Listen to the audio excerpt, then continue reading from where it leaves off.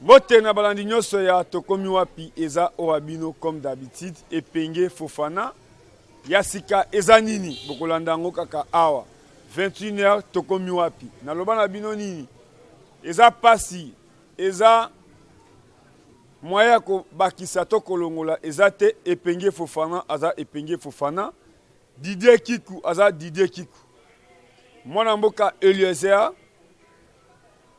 mwana musala ya peuple eza parce que comparé epenge Fofana mwana mboka Eliezer nalobaki na bino toujours bopesanga même 80% po eza parce que koma mwana mboka Eliezer mais na remesaka toujours diaspora congolaise pe baike nyonso ba congolais sur place baza oyo balingaka kotala epenge Fofana parce que lelo epenge Fofana pe akomi moto na ndenge nini oyo to salaka pona kolakisa keno bato batalaka to ba répondaka na koloba na bino boye ya sika eza nini tozana ba service nyonso en marche ba conseiller chef de l'état bazali service ya renseignement bazali armée comme la police bazali ba généraux bazali pe ba commandant ya ville nyonso ya RDC bazali soko yena Kinshasa Silvano Kasongo oké na Lubumbashi okuta commandant ville azali oké na Goma azali mais mutuna ezaka kamoko bandeko na ngai UDPS est parti au pouvoir tolaka batu na lit ba promesse ebele est-ce que lelo toyi ko expliquer batu mwana mboka John Numbi aza wapi na lobia mwana mboka John Numbi aza wapi.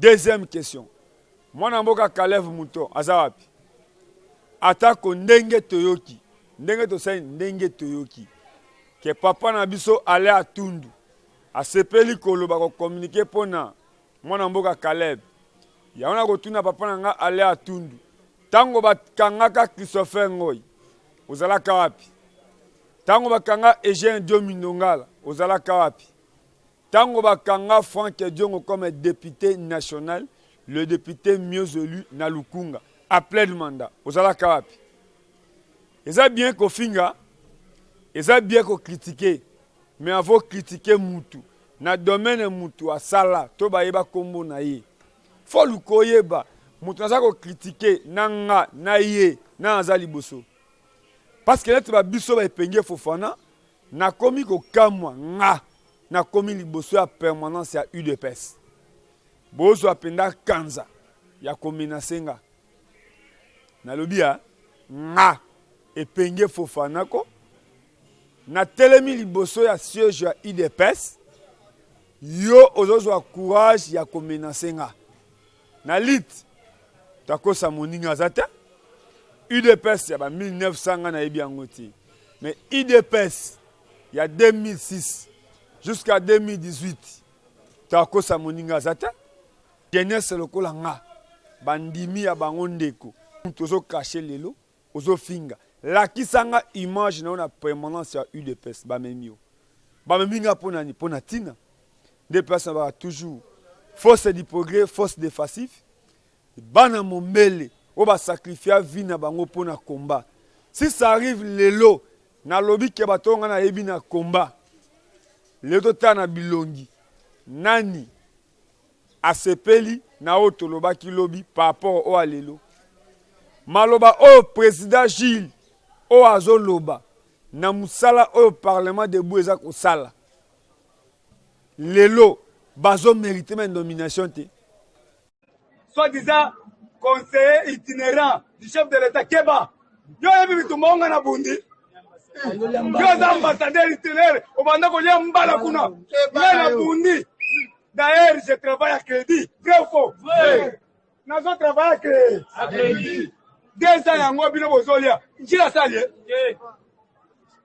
na nazo conserver pouvoir na bundi na pesi pouvoir lelo nazo conserver pouvoir siko yo to tala Keba itinérant Keba na koluka na ndaku na yo Keba na kebisi yo boye na ite peste kimukolo ngai papa tseke da tiki ngai kamo na sap Félix ayebi nga bien nazo ebisa bino ba conseiller je vous mets en garde tout le monde le conseille. Vous avez travaillé. Vous avez comme la Bamasanga. Na GB. Il dépasse 100 jours. J'en ai marre. Je préfère de mourir que vivre à genoux. Na lobby boye. Na mettre bino en garde. Soki bo sakani na kozoba troupe na bandangu na bino. Bino nyonso ba conseiller IDPS. Vous avez travaillé. Bolongi muko antombola tika biso. Biso na bana biso tokokende wapi. Vous avez travaillé. Je vous mets en garde. Les hommes de 100 jours. Les lobbies sont nyonso to travailler. Ba wapi ba combattant wazana misala. Naloba te. Okanganga munoko. Naloba. Oye koya. Tolembi 2 ans yangoyo. Tshisekedi atiki biso tozo sala te. Oya ye tozo sala te. Bolingi toloba te. Bobenga ngana ide personale. Tolembi. Il a fait chez la bisogno. Papa tika ki boulangerie bisogno. Moi na nyo se fa to li panaye. Bateli moi mbebele. Vrai ou faux? Vrai. Na to mérité. Na bundi. Na sali banani. Bozo tika ngai. Tala. Boko na ba douche le bimo kende ko sokola. Na ko sala mama na mobilisation. Sans formol. Tolembi. Tous les présidents parlement de Boutolé. Tolembi. Maloba au président Gilles Azoloba. Bon contredire que communauté Fofana. Na lobby hein. Maloba au président Gilles Azoloba Bolanda. Merci. Toyebani. Na limité Toyebani. Toko banda de 2011 si 2021. Toyebani. Et ça bien au critiquer Fofana mais bimislanga image. Pour la bimisi image. Ce n'est que le début. Ce n'est que le début. Puis force du progrès Baebi Fofana. Même jeunesse à UDPS Baebi Fofana. Même le Parlement debout. Ngana kulaksa ba photo te na kobeta histoire te pour image ya ngomoko ezali. Merci. Soki na ye libanda a eza koloba bosolo. Na yambaki papa na mama na bana bango ya mapasa. Kaka awa libanda. Ndebo sa comme na image. Et bandeli émission et pesa qui déjà elengia émission. Oya ye na $5 a pesi. Oya ye na boya pesi. Ngamoko na zui $10, 10,000 nanga na poche na pesi bango. Et ça bien koya pona Eliezer. Mais moi na mboki Eliezer azaki na mbushimai.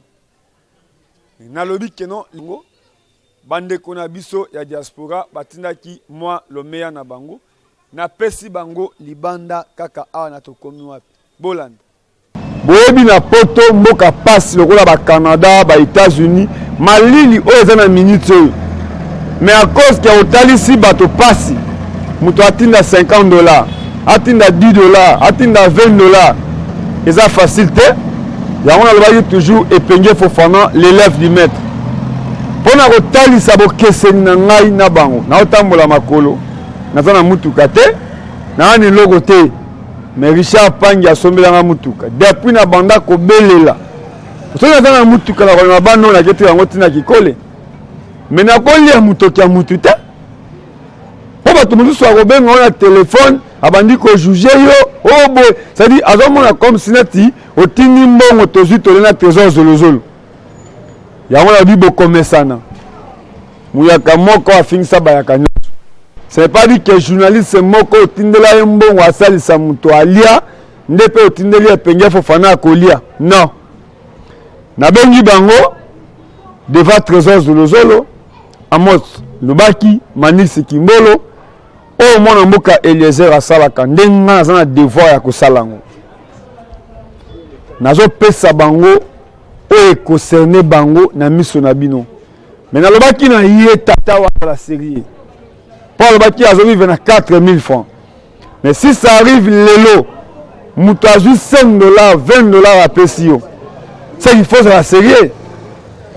Alors Baki na ki kole azo vivre na 4 000 francs. Ndazo te kamai.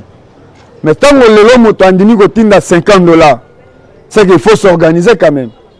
Parce que na 4 000 francs, on veut vivre. Tout ça la aventure, tout ça la théâtre te. Yango na lobaka toujours même olingo finga Eliezer Tambo il faut mitala sima na ozana nani parce que ami Eliezer aza na assemblée mais penge Fofana na zui bango mais bato ba répondre na lobi boy ye moko alobaki ke azwa ko vivre na 4000 francs nde atekaka mai ya 50 francs na yambi bango bato batali babengi bango ye moko ayebi bambongo azwi na ndenge na ye mais oyo ye na compte na ngai nasalaka émission kaka libanda awa ndenge boza komona ntango omoni coiffeur akataka suki 1000 francs azwi $5 apesi mama na biso pembeni ya mama na Pilato aye na bilamba ya bana aye na bilamba ya mama na bango azwi mai bakaleso ya bana apesi mpona kosala makambo malamu ce n'est pas dit kozala na suki ya pembe to kozala na libandi yango même na gouvernement lelo président de la république asala wapi expérience nini aza nango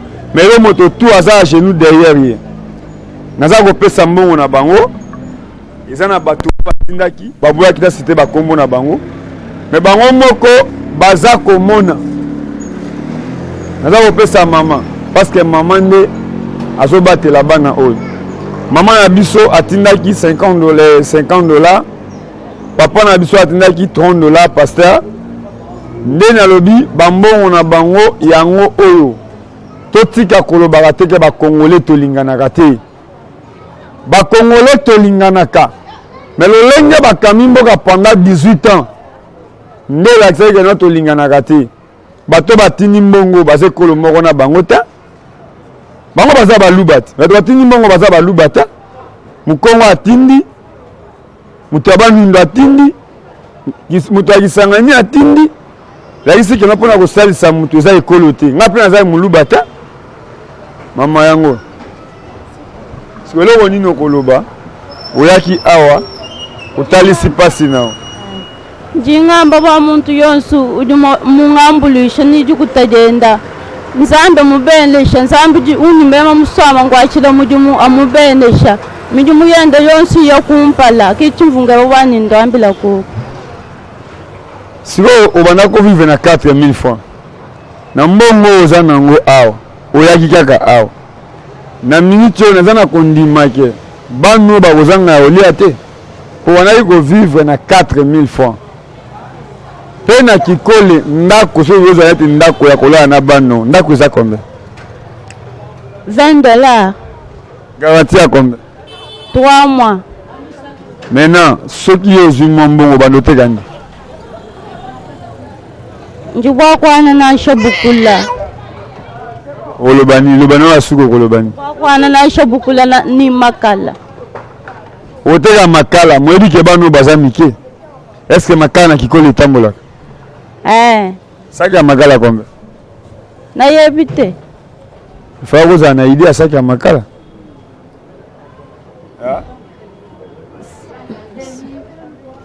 bon tala kamera liloba nini okoloba na bandeko liloba nini okoloba na bandeko nyonso baotala yo oyo bayebi pasi ya kobokola bana mpo bana bakoma na baage ya ba 10 ans 15 ans il faut pendo se retrouver liloba nini okoloba na bato bakolanda yo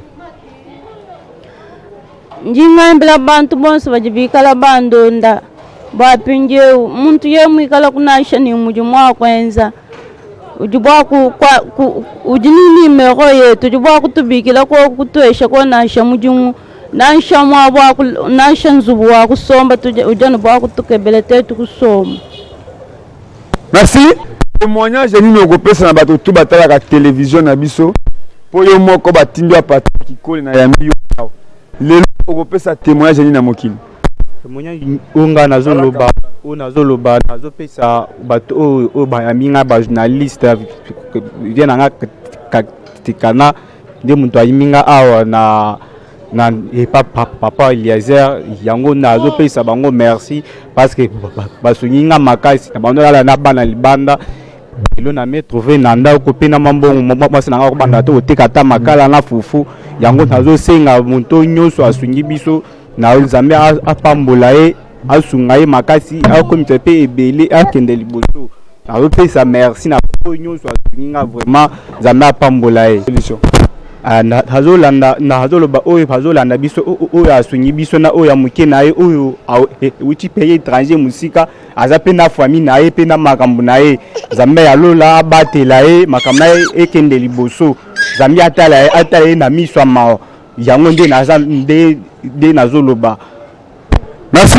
Awa nde nasukisi tosalaka baaventure te oyo eza na bajeune bazopréféré komela masanga kofinga bamikolo mwana malamu alandaka lokolo ya yaya leki malamu mpe alandaka na lokolo ya yaya na ye nalobaka toujours Epenge Fofana l'élève du maître nde nani Eliezer Tambwe villageois moko boyi aya Kinshasa papa te mama te mais lelo ba Eliezer bakomi ebele nalobaka toujours o alingi tokomi wapi okobude yango mais soki likambo ezwi yo nde okoyeba monene tokomi wapi eza bien kosala chaîne ya télévision to magazine mais nini osalaka to banani balandaka chaîne na yo to magazine na yo lelo mwana mboka Eliezer je pense que na mitu aza na matanga na lingwala mais esengelaki ngai nazala Trésor Zozolo azala Amos Lubaki Manix Kimbolo Die Makesela na Didier Kiku baza na Kasai eza nde boye okokoya osala na tokomi wapi mais il faut omesana pe olia otonda.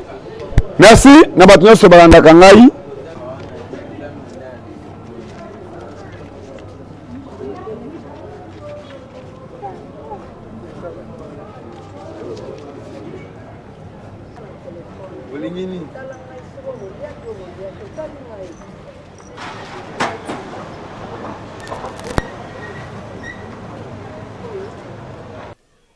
Merci.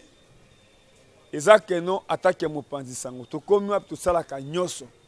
Soki yo obengisi biso ne to koyeba. Eza conflit parcellaire. Eza réclamation. Eza mutu azolobela droit na ye. To eza mutu azolobela produit na ye. Chaque dimanche nazalaka toujours na église ya Claude Kabundu Alesa. O aza pasteur moko ya munene. Tango to monaka. Lolenge ba église de réveil eza na mboka na biso. Claude Kabundu Alesa aza pasteur oyo ndenge azaleli babengaka ye papa. Musala ya papa na ndako eza kokipe bana. Yango bamona Claude Kabundu Alesa akozwa moteki matembele akomi mama lupango. Akozwa photographe na ye alobi ke esengeli ozala na mutuka. Esengeli bana obebaki na mutuka na supermarché, esengeli baki na mutuka na wenze. Yango na lobia tango oza patron. Tango lingi babenga yo boss. Talaka pe na simate. Mundela sala voiture, masala rétroviseur. Oza na vola, mozotala sima. Na nyonso nzamba pesa yo.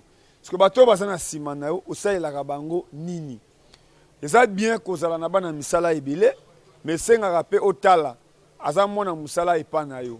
Mais epa na bango fo babenga ye ke yaya ye. Yaya ye esengeli keno ofutaka ye malamu. Pe ozalaka fier ya ko honorer musala ya ba travailleur nao. Yango na kosenga bolanda Claude Kabundu Alesa lelo dimanche musala nini azosala.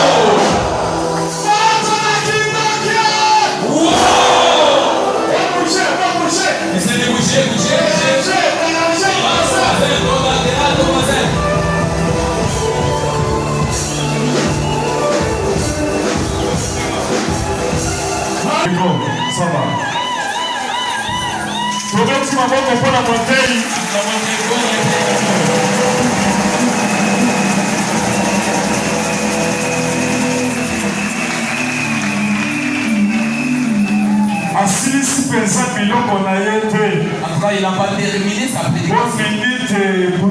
Faute de temps, vraiment, il n'a pas terminé. En tout cas, il allait vers quelque part. Alléluia. Tout le monde qui était associé. Oyo sobasi batuwaki na bandoki bakata pemba kotoyo batata mwasi bazoloka kotoyo bamanseba bandoko bazoloka bavoisin kotoyo bazoloka na bato ya wenze bazoloka basi basiege yo na kati yo moko josiki sakotiaka bwingi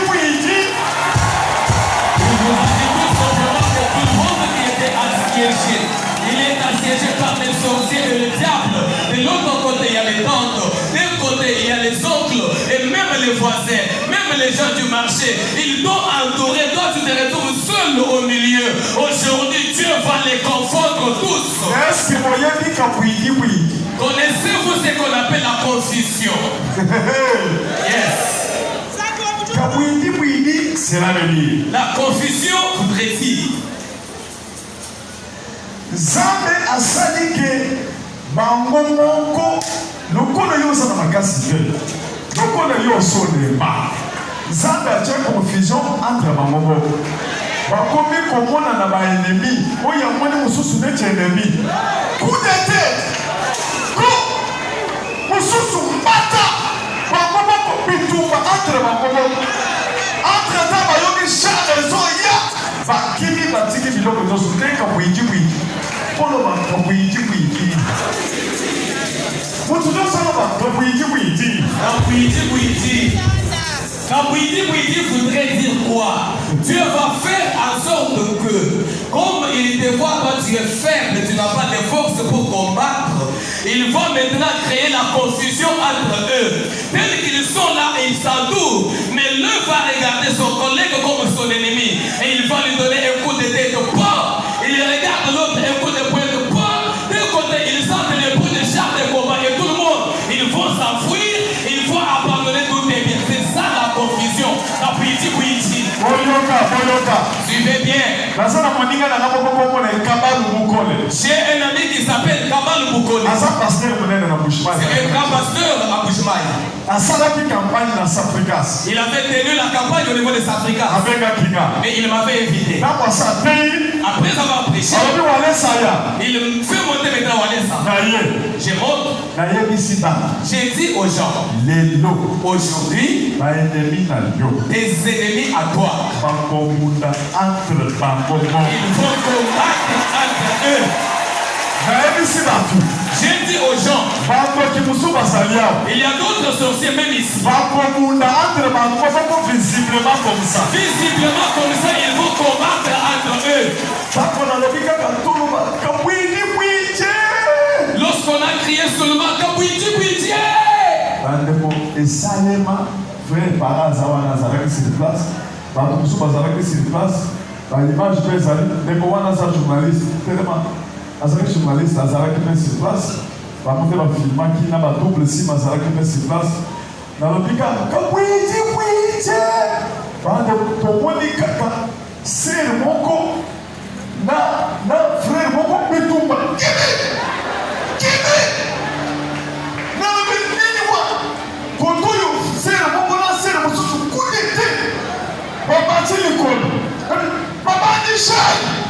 babandi shai cela veut dire bobatisa bango babatisi bango bayeli moto likambo nini ye apesaki mwana na ye toliaki sikoyo ayebisaki nga napesa mobali na ye tolia ye abandi koboyena mobali yango nde nazobeta ye kipik bitumba ya kindokikile bato bakamo babiti kamotolisa buloji kamotolisa ete buloji. Cette histoire que je vous raconte ici, il y a même des témoins oculaires ici. Il y a papa Para qui est de l'autre côté, il y a un frère qui était journaliste là-bas, il y a même double sim ici qui était là en train de prendre les images.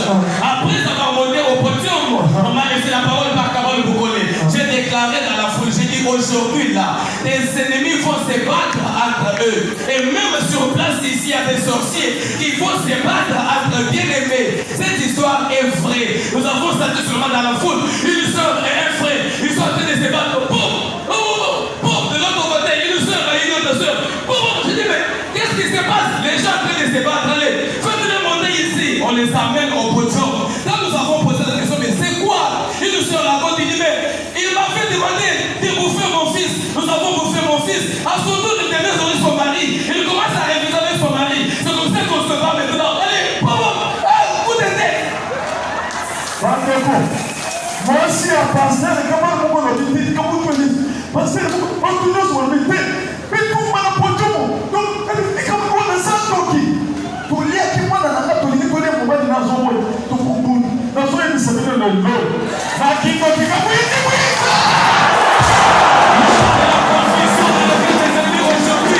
Parce que ces gens-là, elle a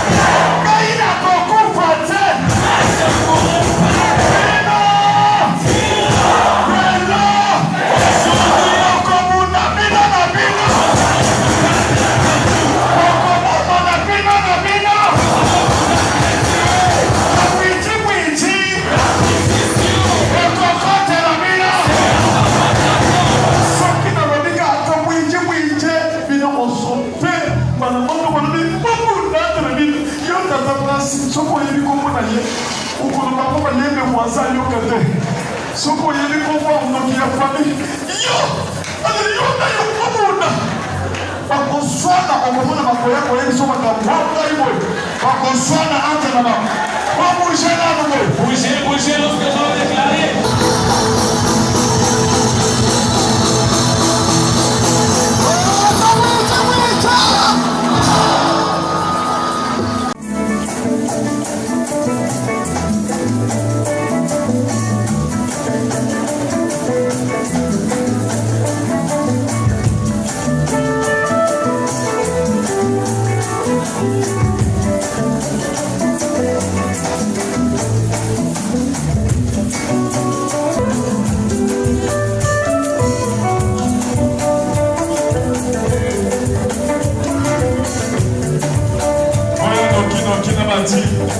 Apportez les cimes rapidement.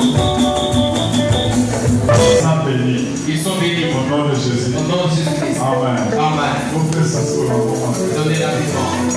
Moi, ça fait déjà une semaine et demie. A perdu un enfant, ça fait une semaine et demie. Moi, il a perdu vraiment un grand homme.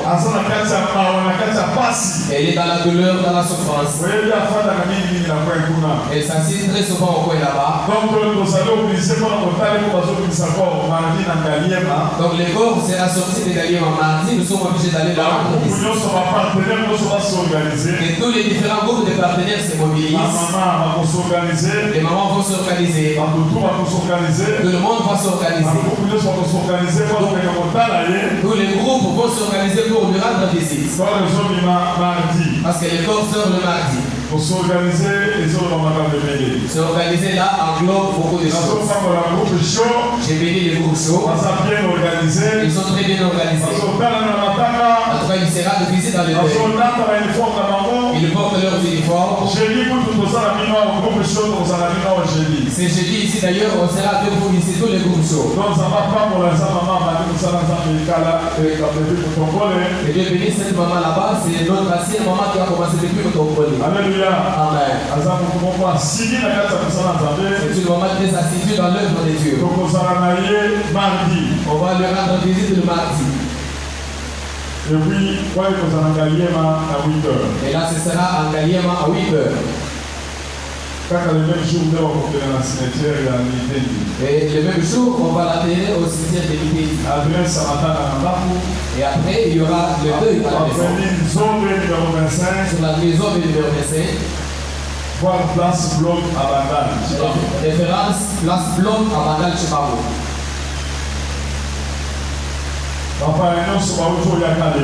Tous les visiteurs qui sont venus pour la première fois aujourd'hui, je vais vous attendre après culte.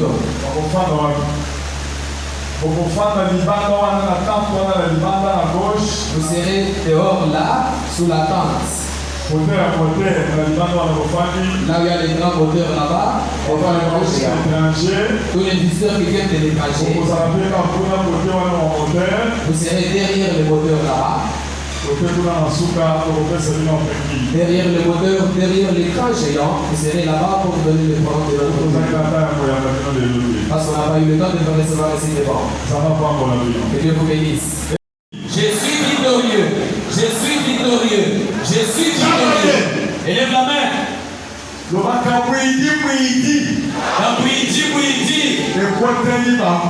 Et dans leur camp, ils vont se quereller entre eux. Ils viendront me tenir informé comment ils sont en train de se disputer. La confusion est dans leur camp. Au nom de Jésus.